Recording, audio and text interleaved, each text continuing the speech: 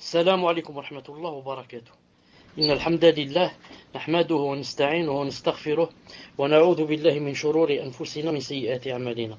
من يهده الله فلا مضل له ومن يضلله فلا هادي له، وأشهد أن لا إله إلا الله وحده لا شريك له، وأشهد أن محمدا صلى الله عليه وسلم عبده ورسوله.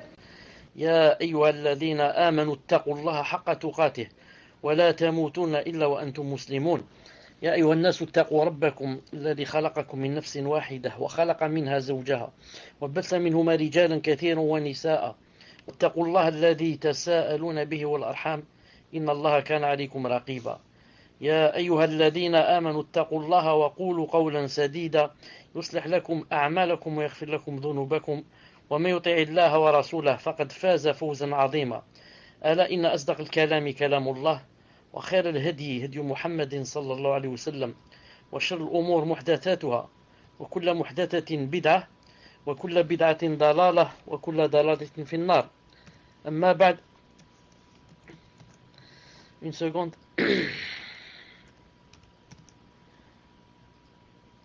حياكم الله جميعا en cette soirée du mercredi 7 Jumada Thaniya 1434 de l'Hégire, correspondant au 17 avril 2013, Inch'Allah Ta'ala. Nous sommes avec la première partie d'un cours qui s'appelle l'ascétisme. Le cours passé, le véritable ascétisme, n'est-ce pas? Le cours passé, on parlait de la retenue, l'wara, qu'on appelle aussi. Aujourd'hui, on parle de l'ascétisme, qui s'appelle zuhd. Et bien sûr, la différence entre l'ascétisme, zuhd et l'wara, ou alors nous allons inverser. La différence entre l'wara, yani la retenue, et l'ascétisme, zuhd, la différence entre les deux, quelqu'un qui a le wara, qui a la retenue, ça veut dire qu'il laisse ce qui est nuisible à l'au-delà. Il laisse ce qui est nuisible à l'au-delà. On dit de lui, il a le wara, il a la retenue. Mais celui qui a l'ascétisme, il laisse même ce qui est quoi? Même il laisse ce qui n'est pas utile pour l'au-delà. Donc c'est plus haut que la retenue. La retenue, on laisse ce qui est nuisible à notre au-delà. On dit on a la retenue. Et quand on a l'ascétisme, on laisse même non seulement ce qui est nuisible, mais encore on laisse aussi ce qui n'est pas utile. Ce qui n'est pas utile dans l'au-delà. Naam. Donc on commence, Inch'Allah, Bismillahirrahmanirrahim. Salatu salam ala ashrafil mursalin. Maymoun, rahimahullah, rapporte. Maymoun, rahimahullah, rapporte. Il a dit, je suis entré chez Ibn Omar, le sahabi, le fils de Omar ibn Khattab, radiyallahu ta'ala. Je suis rentré chez Ibn Omar et j'ai estimé tout ce qui se trouve dans la maison, comme lit, drap, tapis, et j'ai constaté que tout cela ne valait même pas 100 dirhams.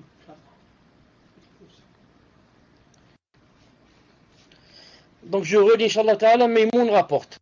Je suis entré chez Ibn Omar et j'ai estimé tout ce qui se trouvait dans la maison, comme lit, drap, tapis, et j'ai constaté que tout cela ne valait pas 100 dirhams.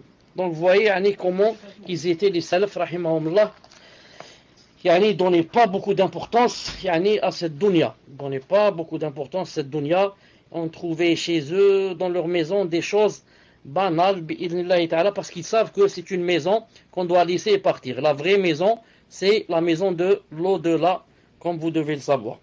Abu Hamza, rahimahullah, rapporte.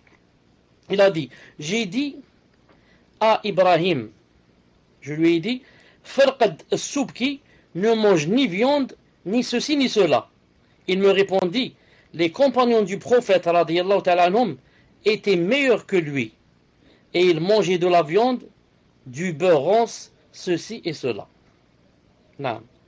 Donc, je répète, Abu Hamza a dit, j'ai dit à Ibrahim, je lui ai dit, Farqad al-Subki ne mange ni viande, Soupri ne mange ni viande, ni ceci, ni cela. Il me répondit, les compagnons du prophète salam, étaient meilleurs que lui, et pourtant ils mangeaient de la viande, du beurre, ceci et là. Donc, l'ascétisme, ce n'est pas de de ne pas manger ce qu'Allah subhanahu wa ta'ala a permis. Naam. Ce n'est pas de ne pas manger ce qu'Allah subhanahu wa ta'ala a permis, car les Sahaba étaient meilleurs que Farqad Soupri, et malgré cela, ils mangeaient la marmelade, ils mangeaient de la viande, ils mangeaient du beurre, etc. Quand, bien sûr, quand c'était, quand ça vient comme ça, ils ne couraient pas derrière ça. Sha'bi rahimahullah il a dit, personne ne laisse quoi que ce soit pour Allah Azza wa Jal en ce bas monde, sans qu'Allah ne lui accorde dans l'au-delà ce qui est meilleur pour lui. Je répète, Sha'bi rahimahullah dit, personne ne laisse quoi que ce soit pour Allah en ce bas monde, sans qu'Allah ne lui accorde dans l'au-delà ce qui est meilleur pour lui. Ce qui est meilleur pour lui. Abu Zakaria, si tu pouvais, Inch'Allah Ta'ala, changer la couleur, parce que moi aussi je suis en bleu. Donc je dis, personne ne laisse quoi que ce soit pour Allah en ce bas monde, sans qu'Allah ne lui accorde dans l'au-delà ce qui est meilleur pour lui. C'est une règle que tu dois savoir, Inch'Allah Ta'ala. Tout ce que tu laisses ici, pour Allah subhanahu wa ta'ala, Allah Azza wa Jal va t'accorder dans l'au-delà ce qui est meilleur pour toi. Et certains ont dit que même dans cette vie, il te récompense en mieux. D'ailleurs, on a un hadith du prophète sallallahu alayhi wa sallam où il a dit, إنك لن تدع شيئا لله عز وجل إلا بدلك الله به ما هو خير لك منه. سنده صحيح. انظر سلسلة ضعيفة du Cheikh Al-Albani.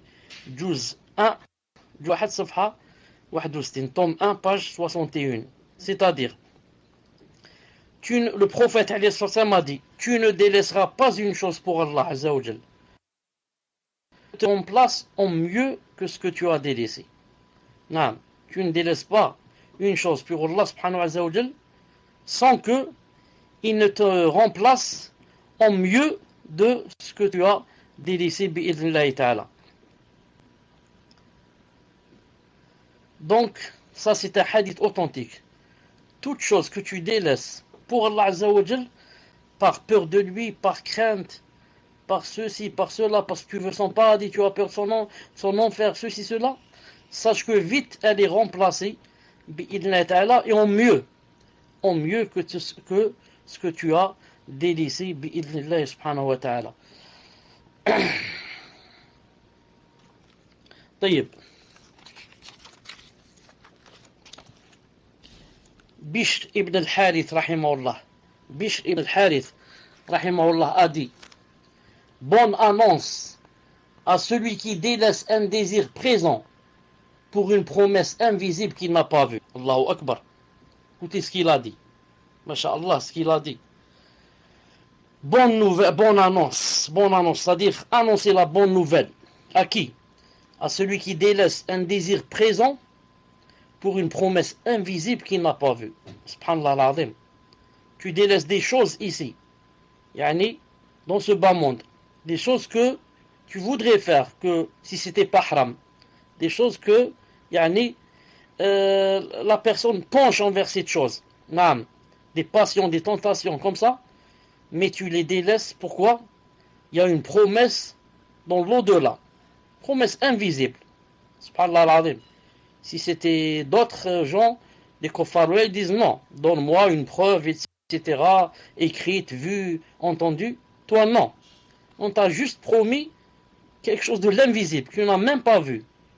Comme quoi, il y a un paradis avec des fleuves, avec ceci, avec cela. Ou alors, si tu fais ce haram, il y a un enfer avec un grand feu, etc., etc. Tu as peur et tu délaisses. Subhanallah al-Azim. Donc, c'est pour ça que le premier pilier, c'est quoi? Subhanallah al-Azim. De croire en l'au-delà. Croire en l'au-delà. D'ailleurs, dans le Coran, Baqara, Alif Lam Mim, un peu plus loin, ذلك الكتاب لا ريب فيه هدى للمتقين, il a dit الذين يؤمنون بالغيب ويقيمون الصلاة ومما رزقناهم ينفقون. La Baqara, la première sourate après le Fatiha, elle commence par Alif Lam Mim, ce livre qui ne contient pas de doute aux croyants, etc. Ensuite, il a dit à ceux qui croient à l'invisible. accomplissent la salat et dépensent dans l'obéissance à Allah de ce que nous leur avons attribué. Donc la première des choses, ceux qui croient à l'invisible. Croient à l'invisible. Certains disent, oui, mais on n'a rien vu qui prouve. Justement, c'est ça. C'est ça, justement, Allah Ta'ala te demande de croire à chose que tu n'as pas vu. Exactement, c'est ce qu'il te demande. Sinon, donc, à quoi ça sert d'avoir cette particularité? Donc, tout le monde ne doit croire que ce qu'il voit. Mais toi, Allah subhanahu wa ta'ala veut t'éprouver, voir en toi, est-ce que tu peux croire en une chose que tu n'as pas vue? Que tu n'as pas vue. Ja'far rapporte, Ja'far rahimahullah rapporte, il a dit, j'ai entendu Malik ibn Dinar dire,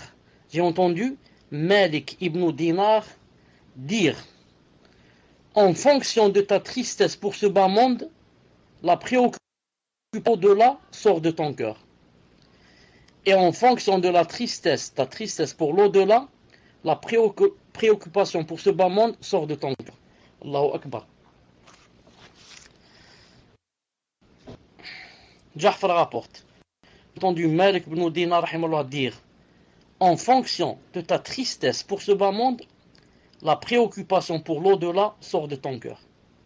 Et en fonction de ta tristesse pour l'au-delà, la préoccupation pour ce bas sort de ton cœur. Donc, la préoccupation pour un monde et la préoccupation pour l'au-delà ne marchent jamais ensemble. Jamais, jamais. Ce sont, comme on a dit une fois, comme deux coépouses. Deux coépouses, jamais elles s'entendent. Non, ce bas monde et l'au-delà, c'est un peu comme deux coépouses.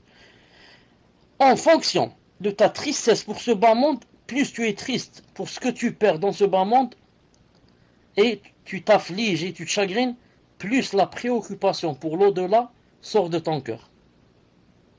Et maintenant le contraire, et plus ta tristesse c'est pour l'au-delà, pour ne pas avoir prié à l'heure, pour ne pas avoir jeûné nafila, pour ne pas... Tu es triste. Alors, si tu fais comme ça, alors la préoccupation pour ce bas monde va sortir de ton cœur. Subhanallah al-Azim. Si tu t'attristes pour cette dunya, pour ce que tu as perdu dans cette vie, ce que tu n'as pas eu, ce que tu as échoué, etc., alors plus la préoccupation pour l'au-delà sort de ton cœur. Car tu as attristé seulement pour cette vie. Maintenant, plus tu penses seulement à l'au-delà, et tu t'attristes seulement pour des choses que tu as ratées qui ont rapport avec ton din, alors plus la dunya sort de ton cœur. D'ailleurs, comme vous savez, Allah subhanahu wa ta'ala dit dans le Coran, il a dit Ma ja'ala Allahu li rajulin min qalbayni fi jawfihi, al-Ahzab, verset numéro 4. Allah n'a pas placé un homme deux cœurs dans sa poitrine.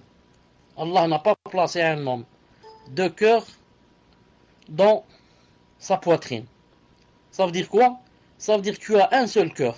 Et tout le monde a un seul cœur. Et avoir un seul cœur, ça veut dire que c'est impossible de l'orienter à la fois et vers le bas monde et vers l'au-delà. On a toujours donné l'exemple d'un verre. Tu as un verre, tu ne peux pas en même temps mettre du lait et mettre du vin. Tu choisis. Tu vas remplir ton verre de lait ou bien tu vas le remplir de vin. Il n'y a pas de fois. Non, il n'y a pas les deux à la fois. C'est pour ça que Allah subhanahu wa ta'ala donc a dit dans le verset, qu'est-ce qu'il a dit? Il a dit, Allah n'a pas placé à un homme deux cœurs dans sa poitrine. Choisis dans quelle direction tu veux orienter ton cœur. Tu veux l'orienter vers l'au-delà ou bien tu veux l'orienter vers ce bas monde. Il ne peut pas être orienté vers les deux à la fois. Deux à la fois. Et on a dit une fois, certains savants ont dit pourquoi Allah subhanahu wa ta'ala a dit ici un homme, la plupart des savants ont dit, un homme ça veut dire ici aussi une femme. C'est-à-dire Allah n'a pas placé à un humain deux cœurs dans sa poitrine. Mais d'autres, même s'ils sont peu nombreux parmi les savants, ont dit, il a dit spécialement un homme, et pourquoi? Pour exclure la... Je répète, certains ont dit Allah Ta'ala a employé le mot homme ici, pour dire que il ne parle pas de la femme. Ils ont dit car la femme c'est possible qu'elle soit enceinte. Et si elle est enceinte, alors le bébé qu'elle a dans le ventre a aussi un cœur.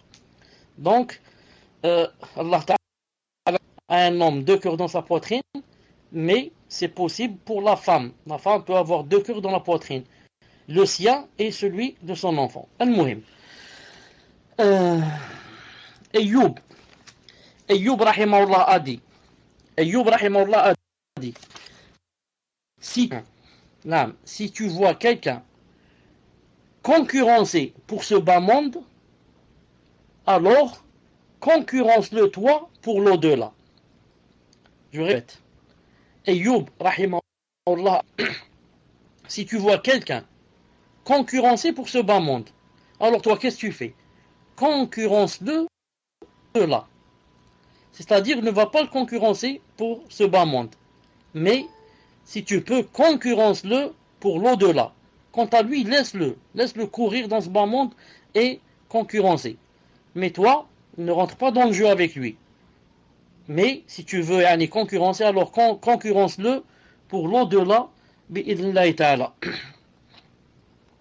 Allah Ta'ala dit khitamuhum misk wa fi dhalika falyatanafasil mutanafisun. Allah Ta'ala dans le Coran, en parlant des gens du paradis, on leur servira à boire un nectar pur, cacheté, laissant un arrière-goût de musc. Ensuite il a dit que ceux qui convoitent cette boisson, alors qu'ils rentrent en compétition pour l'acquérir, Allahu Akbar,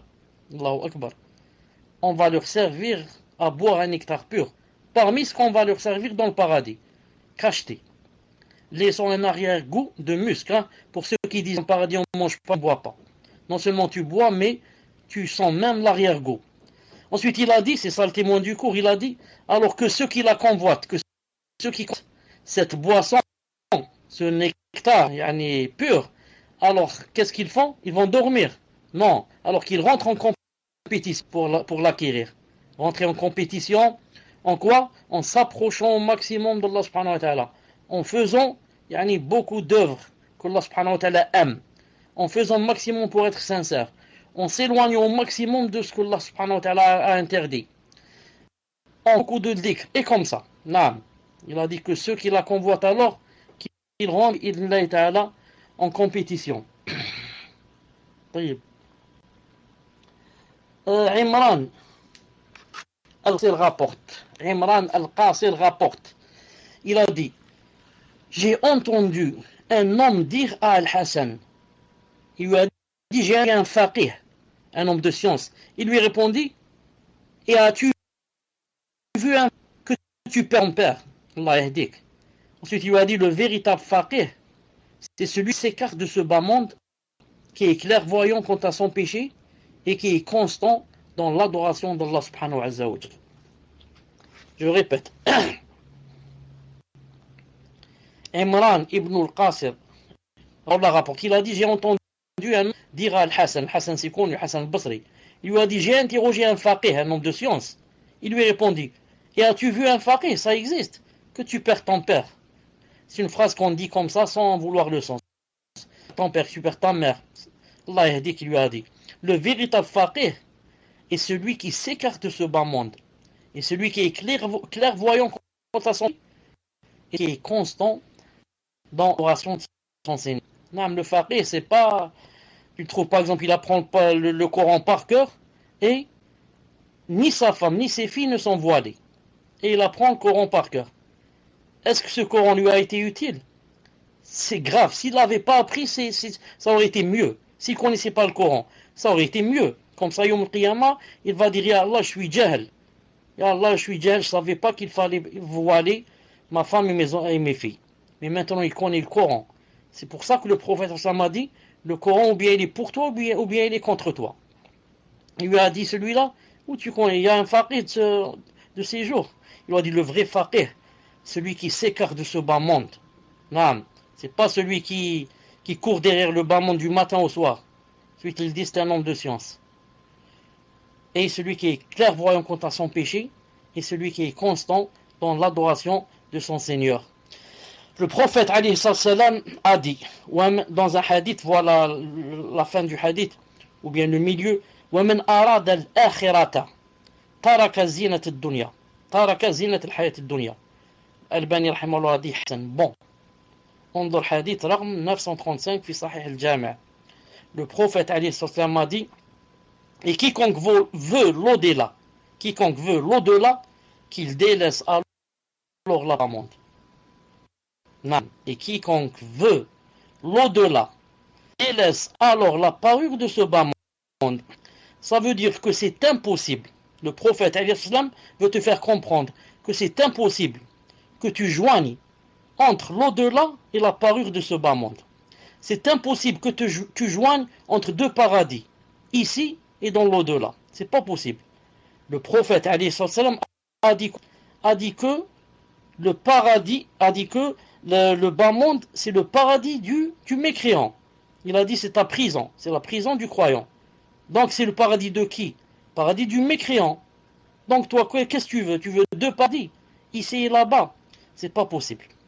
Tu choisis entre les deux. Faut pas être vouloir tout pour soi. Non, c'est pas possible.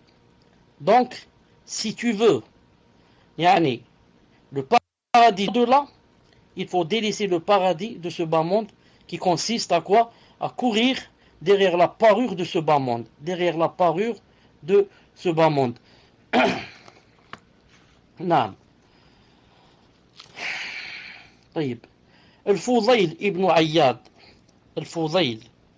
ibn Ayyad rahimahullah a dit, la crainte du serviteur vis-à-vis d'Allah est fonction de sa connaissance d'Allah, et son ascétisme en ce bas monde est fonction de son désir pour l'au-delà.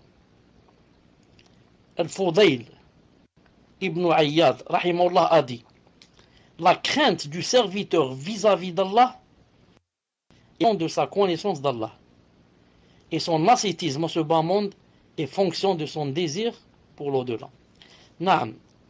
Donc, la crainte du serviteur vis-à-vis d'Allah subhanahu wa ta'ala dépend de la connaissance d'Allah azza wa jal. Plus on connaît Allah subhanahu wa ta'ala, on a de science en ce qui concerne ses noms, ses attributs, naam, ce qu'il aime, ce qu'il n'aime pas, ce qu'il a dit dans le Coran, ce qu'a dit alayhi salam dans la sunna, plus tu connais ces choses, plus quoi? Plus ta crainte grandit envers le serviteur. D'ailleurs, Allah subhanahu wa ta'ala a dit dans un verset, Inna ma yallaha min ibadihi al-ulama, inna Allah azizun ghafur. Allah ta'ala a dit, Fatir 28, il a dit, parmi ses serviteurs, seuls les savants craignent Allah. Allah est certes puissant et pardonneur. Parmi ses serviteurs, seuls les savants, il n'y a pas d'autres, qui craignent Allah subhanahu wa ta'ala. Naam. Ça veut dire que moins tu as de science, moins, vous avez compris, moins tu as de science, moins tu crains Allah. Et plus tu as de la science, plus tu crains Allah. Seuls les savants craignent Allah, pas les ignorants. L'ignorant, qu'est-ce qu'il fait? Il fait tous les péchés et te dit Allah Ta'ala est Ghafur Rahim. Oh, Allah est pardonneur, qui ne sait pas ça? Allah est pardonneur. Il fait du monde. Et le savant, il fait le plus petit péché du monde, le plus petit. Et il dit, je vais peut-être ne pas sortir de l'enfer. Tellement il craint Allah subhanahu azza wa jal. Naam. طيب. Bilal ibn Sa'd, rahimahullah, a dit, il a dit, ô adepte de la piété, vous n'avez pas été créés pour disparaître, mais vous passez d'une demeure à l'autre. Vous passez de la même manière que vous êtes passé des lombes aux matrices, des matrices à ce bas monde, de ce bas monde à la tombe, de la tombe au lieu du rassemblement, et du lieu de rassemblement à l'éternité, ou au paradis, ou bien en enfer. Subhanallah al-Azim. Bilal ibn Sa'd a dit, ô adepte de la piété, vous n'avez pas été créés pour disparaître, mais vous passez d'une demeure à l'autre de la même manière que vous êtes passé des lombes, on est passé aux matrices. Des matrices, on est passé à ce bas monde. On est sorti du ventre de nos mères. De ce bas monde, on va aller à la tombe. De la tombe, on va se rencontrer un jour au lieu du rassemblement. Et du lieu de rassemblement, il y a seulement deux demeures éternelles. Ou bien le paradis ou bien l'enfer. Puisse Allah subhanahu wa ta'ala faire qu'on soit des gens du paradis et qui nous épargne des gens de l'enfer. Donc, Allah subhanahu wa ta'ala, depuis qu'il a créé Adam alayhi salam, ensuite il lui a essuyé sur son dos. Et toutes les âmes qui allaient vivre, qui allaient descendre sur terre pour vivre, ce jour-là, ont été créées. Et Allah subhanahu wa ta'ala lui a fait voir toutes ces âmes. Al-Muhim, nous, disons tout le monde, Allah subhanahu wa ta'ala a pris nos âmes, l'âme de chaque personne, et l'a mise dans un corps qu'il a spécialement façonné à la façon dont il veut. Il a fait de celui-là un grand, celui-là un petit, celui-là un noir de peau, celui-là un blanc de peau, celui-là un yeux bleus, celui-là un yeux noirs, et comme ça. Ça, c'est pas important, c'est pas ce que je voulais dire. Mais, dans chaque corps, il a emprisonné une âme. Mon âme, elle est dans ton âme, elle est dans ton corps, et comme ça. Cette âme, qui est maintenant dans nos cœurs, emprisonnée, n'a pas de fin, ne disparaît pas, ne peut être exterminée. Elle doit rester toujours vivante depuis que Allah Ta'ala l'a créée, quand on était dans le dos de Adam, jusqu'à l'infini. Comment cela? C'est pour ça que nous les musulmans, on considère que la mort, c'est juste quoi? C'est juste un passage. Ton âme va sortir de ton corps pour aller dans la tombe. Un certain temps, c'est tout.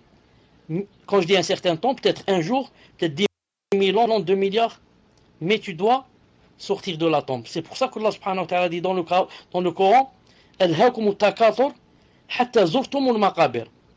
Vous avez été distrait ou quelque chose comme ça, hatta, jusqu'à ce que vous avez été visiter la tombe. Zurtum al-maqabir. Pourquoi il a dit visiter la tombe? Car pour te prouver que celui qui visite, il doit quitter la demeure. Quand tu vas chez la famille en visite, ou chez un ami, tu peux rester là-bas tout le temps. Il faut que tu quittes jour après 2 jours, 1 mois. Naam. Donc, nous les musulmans considèrent que nos âmes, il y a un jour où elles vont nous quitter. Et on va les rencontrer encore une fois. Naam, le jour où on va sortir de la tombe. On va Allah subhanahu wa ta'ala va ordonner de nouveau que nos âmes reviennent à nos corps. Et ensuite, avec ton âme dans ton corps, tu vas aller éternellement ou en enfer ou au paradis. Donc l'âme ne finit jamais. L'âme, depuis qu'elle a été créée, jamais elle ne finit. Jamais. Non. Donc la mort, c'est quoi? C'est juste un passage. C'est juste un passage. طيب. Malik ibn Dinar, rahimahullah, a dit, les adeptes de ce bas monde l'ont quitté sans avoir goûté ce qui contient de meilleur. On lui demanda, qu'est-ce qui contient de meilleur ce bas monde? Il répondit, la connaissance d'Allah. Subhanallah al-Azim. Écoutez ce qu'a dit Mahimoullah. Il a dit les adeptes de ce bas monde. C'est pas les adeptes de l'au-delà. Les adeptes de ce bas monde. Comme a dit le professeur, il a dit dinar. Il a dit malheureux est le serviteur du dinar. Donc il y a des adeptes et des serviteurs du dinar et du dollar et de l'euro et du bas monde. Bon, les adeptes de ce bas monde, qu'est-ce qu'ils ont fait? Ils ont quitté ce bas monde sans avoir goûté à ce qui contient de meilleur. Ils l'ont quitté sans avoir quoi? Sans avoir connu Allah subhanahu wa ta'ala. On lui demanda, c'est quoi donc? Il répondit, la connaissance d'Allah. Les adeptes de ce bas monde ont cru que, en mangeant ce qu'ils voulaient, en buvant ce qu'ils voulaient, en assouvissant toutes leurs passions, et en faisant, et en jouissant de toutes leur désir et leur tentation, ils ont cru que ils ont eu la meilleure chose qu'il y avait dans ce monde. Or que ils ont été à côté de la plaque. Non, ce qu'il y a de meilleur dans ce monde, c'est quoi? C'est de connaître celui qui t'a créé. C'est de connaître Allah subhanahu wa ta'ala. Sinon, non, la personne qui a vécu dans ce bas monde sans connaître Allah subhanahu wa ta'ala, sans connaître son créateur, on va dire d'elle, a vécu une vie animalière. Une vie animalière, une vie d'animaux. Regardez le verset qui vient. Inna Allah yudkhilu alladhina amanu wa 'amilu s-salihat jannatin tajri min tahtiha al-anhar walladhina kafaru yatamatta'un wa ya'kuluna kama ta'kulu al-an'am wan-naru matwan lahum. Muhammad 12. Ceux qui croient et accomplissent de bonnes œuvres, Allah les fera entrer dans des jardins sous lesquels coulent les ruisseaux.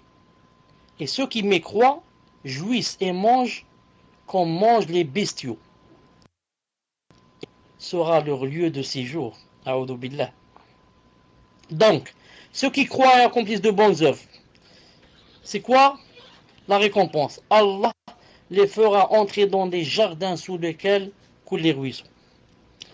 Et ceux qui ont mécru, c'est quoi leur récompense? Et le feu sera leur lieu de séjour. Le feu sera leur lieu de séjour. Taïb. Ceux qui vont rentrer dans les jardins sous lesquels coulent les ruisseaux. Pourquoi? Qu'est-ce qu'ils ont fait pour avoir cette chose? Il a dit ceux qui croient et accomplissent de bonnes œuvres. Croire et faire de bonnes œuvres. Et les autres, le feu, il a dit car ils jouissent. Et ceux qui ils mécroient, ils jouissent et mangent comme mangent les bestiaux. Jouissent et mangent comme mangent les bestiaux. Ils ne vivent que pour la jouissance. La jouissance des yeux, la jouissance de l'estomac, la jouissance de la bouche, de sa langue, dire s'il veut, la jouissance de ses parties intimes, la jouissance de l'argent. Non, ils vivent pour jouir. Et mangent comme bestiaux. Il les a ressemblés aux bestiaux. Les animaux, quand ils mangent, ils ne disent ni Bismillah, ni quand ils terminent, ils disent Alhamdulillah. Et les bestiaux aussi, les bêtes, quand ils mangent, c'est juste pour grossir. Et ils ne savent pas que peut-être ils vont être dévorés par un prédateur qui les attend. Les kofaros aussi, ils mangent, et ils ne savent pas qu'il y a un grand enfer qui les attend aux aguets. Qui les attend aux aguets. Subhanallah al-Azim. طيب. Regardez le verset qui va suivre, ou bien le hadith. في مسلم قال أضاف رسول الله صلى الله عليه وسلم كافرا فأمر له رسول الله صلى الله عليه وسلم فحت فشرب حلبها ثم أخرى فشرب حلبها ثم أخرى فشرب حلبها حتى شرب حلاب 7 شياه ثم إنه أصبح فأسلم فأمر له رسول الله صلى الله عليه وسلم بشاة فشرب حلبها ثم أخرى فلم يستتمه فقال رسول الله صلى الله عليه وسلم إن المؤمن لا يشرب في ماء واحد والكافر يشرب 7 أمعاء. Il s'est passé dans ce hadith qu'une fois, le prophète alayhi salam invita un mécréant et ordonna de traire une brebis pour lui. Puis il but son lait, c'est-à-dire le kafir. Ensuite une deuxième brebis. Puis il but son lait. Et ce jusqu'à boire le lait de 7 brebis. Au matin, il embrassa l'islam. Et le prophète alayhi salam ordonna une brebis pour lui. Mais il but un peu de son lait sans le terminer. Alors on demanda au prophète pourquoi la veille il a bu 7, aujourd'hui seulement 1. Il a dit, voyons, bois dans un intestin. Et le mécréant boit dans 7 intestins. Allahu Akbar. Allahu Akbar. Regardez, le prophète il invite à qui? Un mécréant. Pour les tekfiri. Qui dit celui-là c'est un mécréant. Je dois lui couper la... Celui-là c'est un mécréant. Je dois déposer une bombe devant sa maison. Le prophète c'était pas comme ça qu'il faisait. Il invitait le kafir. Il l'invitait à la maison et il lui donnait à boire du lait. Naam, il lui a donné le lait d'une brebis, 2 brebis, 3 brebis, 4 brebis, 5 brebis, 6 brebis, 7 brebis. Qu'est-ce qui s'est passé? Le mécréant s'est étonné. Il a dit, je n'ai jamais vu quelqu'un, subhanallah al-azim, qui se dépensait comme ça et donnait comme ça. Il n'a pas peur celui-là de la faim, subhanallah al-azim. Il n'a pas peur de la pauvreté. Donner comme les 7 brebis. La preuve, le lendemain, il a dit Shahadun la ilaha illallah, Shahadun Muhammadan Rasulullah. Juste voir comment le prophète se comportait. Subhanallah al-azim. Alors le lendemain aussi, le prophète a dit donnez-lui à boire d'une brebis. Pour qu'on lui donne aussi d'une deuxième, troisième. Mais il a bu d'une seule.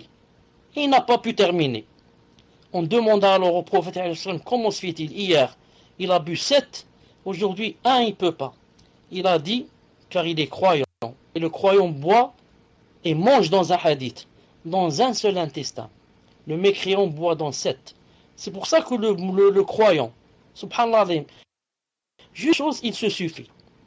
Le mécréant, non, il ne peut pas. Il faut qu'il mange jusqu'à presque mourir. Sinon, il ne peut pas. Et c'est pour ça aussi que le croyant, il jeûne. Demandez à quelqu'un qui n'est pas musulman s'il peut jeûner un jour, sans parler d'un mois de Ramadan, sans parler de lundi, jeudi, sans parler Ashura, sans parler 13, 14, 15, 100. Non. Sans parler de ceux qui jeûnent un jour et mangent un jour. Demandez à quelqu'un qui n'est pas croyant s'il peut jeûner 2 ou 3 heures. Il ne peut pas. Pourquoi? Il vit pour jouir et manger comme mangent les bestiaux. C'est pour ça qu'il ne peut pas.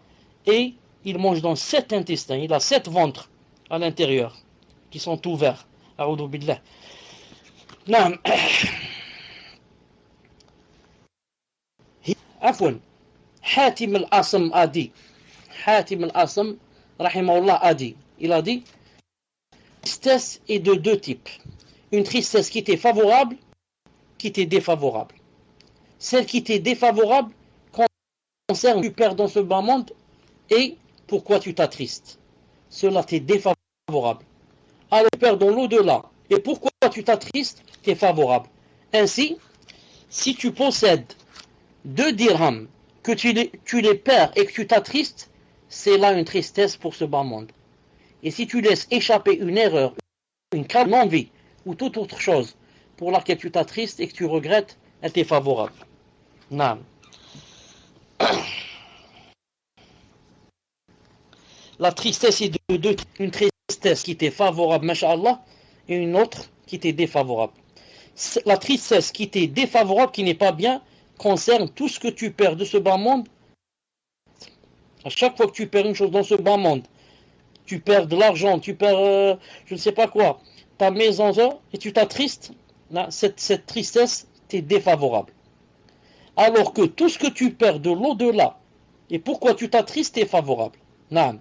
Mais si par contre, tu n'as pas prié à l'heure, tu t'attristes, ça c'est favorable. Non. Tu as calomnié quelqu'un, tu t'attristes, c'est favorable. Ainsi, si tu possèdes 2 dirhams, et que tu les perds et que tu t'attristes, ça c'est une tristesse pour ce bas monde, elle est défavorable.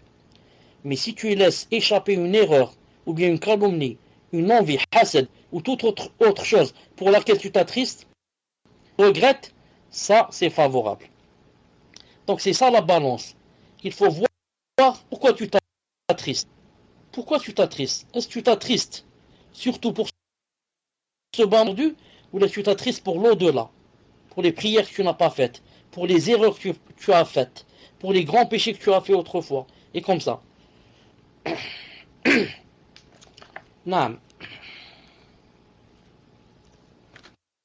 Samak rahimahullah a dit, Ibn Samak rahimahullah a dit, celui auquel cette vie fait goûter de sa douceur en raison de son penchant vers elle, l'au-delà lui fera avaler son amertume en raison de son éloignement vis-à-vis d'elle. Allahu Akbar. Écoutez ce qu'a dit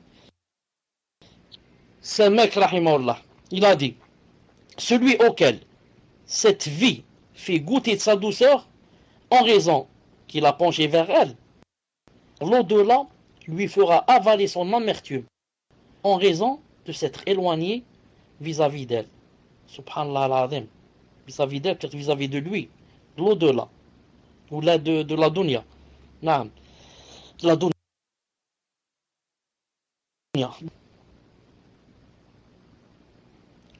Celui qui, cette vie, lui fait goûter sa douceur, en raison de son penchant vers elle, donc l'au-delà lui fera avaler son amertume, en raison de son éloignement de la vie d'elle. À chaque fois que tu penches vers cette dunya, ça veut dire qu'en même temps, tu t'es éloigné de l'au-delà. Et vice-versa. Plus tu penches vers l'au-delà, plus ça veut dire que tu t'es éloigné de ce bas. Ali ibn Thabit a dit, rahimahullah, Ali ibn Thabit, rahimahullah, a dit, tu possédais 2 sous que tu voulais donner au aumône et que tu voyais Thawri sans le connaître, tu ne refuserais pas de lui mettre dans la main. C'est, ils étaient, ils avaient l'ascétisme. Si tu possédais 2 sous que tu voulais donner en aumône et que tu voyais Thawri, le grand savant, le grand tabi'i, Sufyan Thawri, sans le connaître, alors tu risquerais de les lui donner. Tellement quoi? Tellement il paraissait pauvre. Tellement il paraissait qu'il n'avait rien. Si tu le voyais, tu vas dire, puisque j'ai ces 2 sous, je vais les lui donner. Tellement, les gens d'autrefois, n'accordaient pas d'importance à ce bas monde. Bishr ibn al-Harith, rahimahullah, a dit, personne n'aime ce bas monde sans détester la mort. Quant à celui qui fait preuve d'ascétisme en ce bas monde, il aime la rencontre de son maître. Allahu Akbar. Il a dit personne n'aime ce bas monde sans détester la mort. Quant à celui qui fait preuve d'ascétisme en ce bas monde, il aime la rencontre de son maître. Donc je répète, personne n'aime ce bas monde et ne s'attache à ce bas monde sans détester la mort. Non, quand tu t'attaches à ce bas monde, tu vas avoir beaucoup de bien, beaucoup de plaisir, beaucoup de tentation. Donc ça va être difficile pour toi pour vouloir mourir. Tu vas dire comment je vais mourir et je vais laisser tout ça. Donc tu ne voudras pas rencontrer ton Seigneur. Quant à celui qui fait preuve d'ascétisme, il n'a rien en ce bas monde. Il aime rencontrer son Seigneur. Non. C'est pour ça qu'on va dire dans ce... Regardez là. Allah subhanahu wa ta'ala dit dans le Baqara, en parlant des mouchriquins, لَتَجِدَنَّهُمْ أَحْرَصَ النَّاسِ عَلَى حَيَاةٍ وَمِنَ الَّذِينَ أَشْرَكُوا يَوُدُّ أَحَدُهُمْ لِسَنَةٍ وَمَا هُوَ بِمُزَحْزِحِهِ مِنَ الْعَذَابِ أَنْ يُعَمَّرَ وَاللَّهُ بَصِيرٌ بِمَا يَعْمَلُونَ. Baqara 96. Le Baqara 96. Et certes, tu les trouveras les péchés à la vie d'ici. Et parmi les associateurs, l'un d'entre eux aimerait vivre 1000 ans.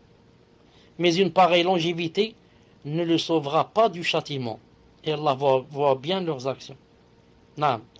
Donc il a dit, tu vas trouver les kuffars, tu vas les trouver les plus attachés à la vie. Contrairement aux croyants. Parmi les mouchrikoun, les associateurs, tu vas trouver d'entre eux qui aimeraient, si c'était possible, de vivre 1000 ans. Non. Mais à supposer qu'une personne vive 1000 ans.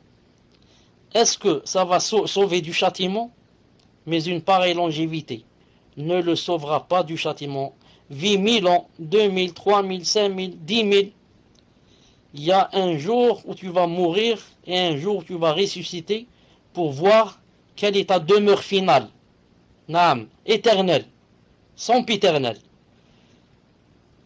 Le feu, naam, ou bien le paradis.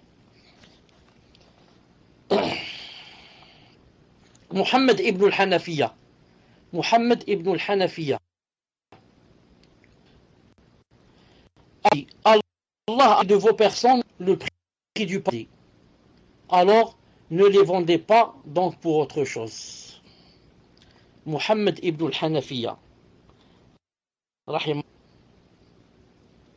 Il a dit, Allah a fait de vos personnes le prix du paradis. Alors, personne pour autre chose. Ne la vend que pour le paradis. Dans le verset, Allah subhanahu wa ta'ala, qu'est-ce qu'il a dit? إن الله اشترى من المؤمنين أنفسهم وأموالهم بأن لهم الجنة.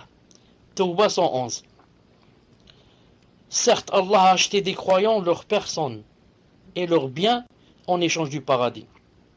Subhanallah al-Azim. Le croyant fait le commerce avec qui? On est tous des commerçants.